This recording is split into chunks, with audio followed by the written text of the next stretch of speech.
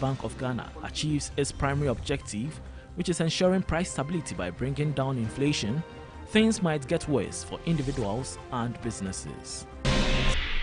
An economist with the University of Ghana, Dr. Edu Owusu-Sarkodie, is kicking against the implementation of zero financing of the government budget by the Bank of Ghana. Dr. Sarkodie maintains, looking at the current structure of the economy and the financing challenges facing it, an increase in the 5% ceiling of the financing budget should be considered. Russia hikes interest rates to 12% after the ruble fell to its lowest value in 16 months. The currency fell past 100 per dollar on Monday, prompting Russia's central bank to hold an emergency meeting. The Bank of Russia says it decided to raise interest rates from 8.5% to curb inflation, which hit 4.4% in August.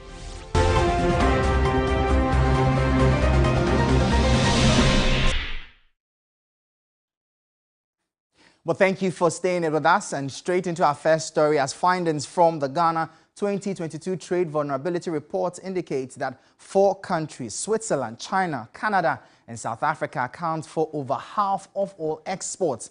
Meanwhile, 6 countries, China, UK, Netherlands, USA, India, and Switzerland, are the source of about half of all imports. The report highlights Ghana's international trade vulnerability. Professor Samuel Kobnenim is the government statistician. From an export point of view, we are getting about 43.3 billion Ghana cedis from the export of mineral fuels and other oils.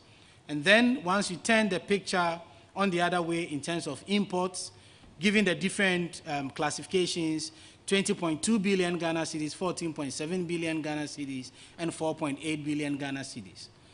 What is very striking for us with this particular classification, although we see a 4.3 billion Ghana cedis between the exports of mineral fuels and oils, as against the imports of the same classification, minerals, fuels, and oils, it begs the question whether we have fully harnessed the natural resource that since 2011 we've been enjoying.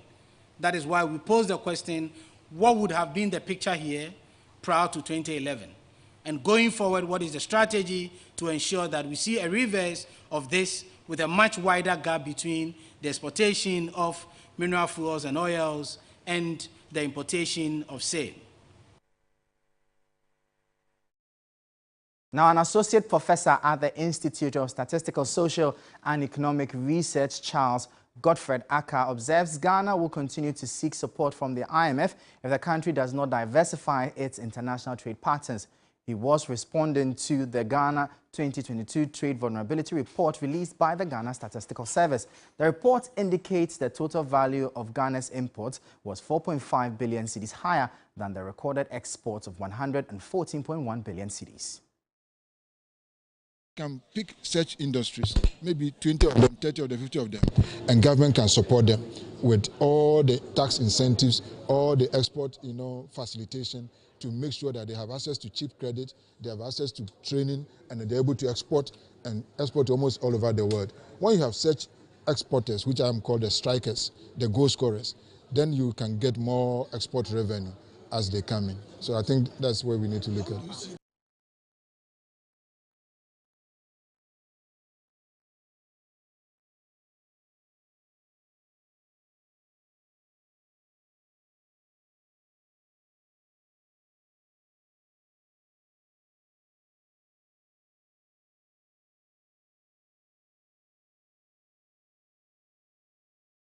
Well, my colleague was at the launch of the report, and he brings us more perspective. Welcome to Business Brief. What more can you tell us? Okay, Mike, it's so interesting that when you look at the report, you look at the export and import, then Ghana has not changed from the pre-colonial Gagisberg economy. We're still exporting raw materials and importing finished products. So you could see in 2020, Ghana's export totaled 144.1 billion cedis, and the imports 148.6 billion cedis, a difference of almost 5 billion cedis. So it shows the balance of trade is negative. And when you move to the commodities, we export raw materials, and the prime export is gold in the raw form. And our exports in the raw form constitute about 2/3 of Ghana's exports. So when you come to imports, we import 126 different commodities, and all these, most of them, about 90%, are finished product. So it tells you we have not changed over the 60 years of independence. We've not changed. When it comes to the exports, we have Switzerland, China, Canada, and South Africa picking the chunk of it, and this shows Ghana's trade vulnerability.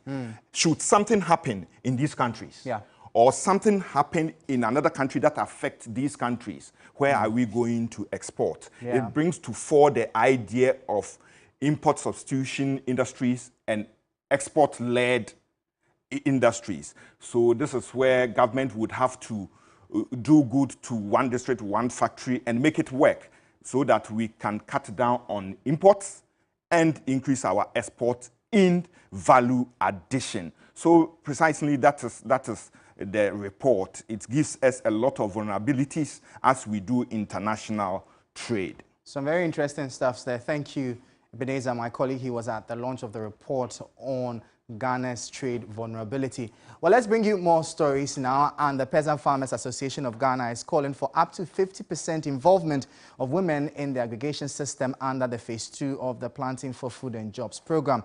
Speaking to the media during a workshop, Executive Director of the association, Dr. Charles Nyaba, stressed that this was critical to ensuring a boost in women participation in the agricultural sector.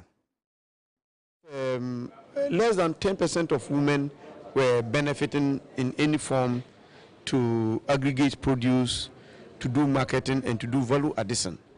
And then if you look at the women themselves, contribution to the entire value chain, in terms of processing, in terms of production, in terms of marketing, they constitute about 70%.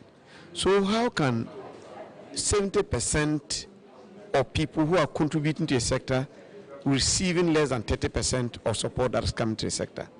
Okay, so we are not too satisfied with that, and then we think that we will draw lessons from that and ensure that at least, if for nothing at all, 50% of support that is coming under the PFJ2 should direct towards women. Well, that will be all for Business Brief here on TV3. For more business stories, please check out our website, 3news.com. My name is Michael Obodu. Thank you for watching. As always, please stay safe.